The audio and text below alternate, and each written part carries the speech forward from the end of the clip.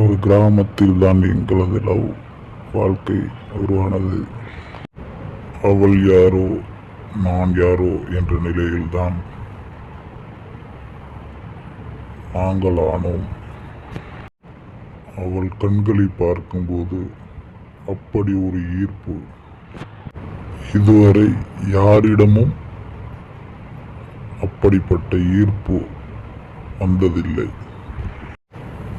ஒரு நாள் பொங்கல் விழாவில் பார்க்கும் பொழுதுதான் தெரிந்தது அவளும் என்னை பார்க்கிறாள் என்று. இருவரும் சேர்ந்து அன்றைய நாள் முழுவதும் கண்களாலே பேசிக்கொண்டோம். சில மணி நேரம் கழித்து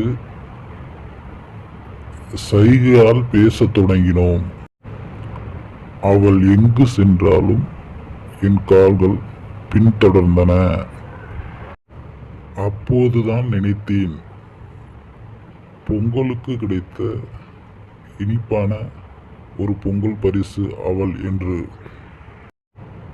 அவளிடம் நேரில் சென்று பேச ஆவலாக இருந்தது.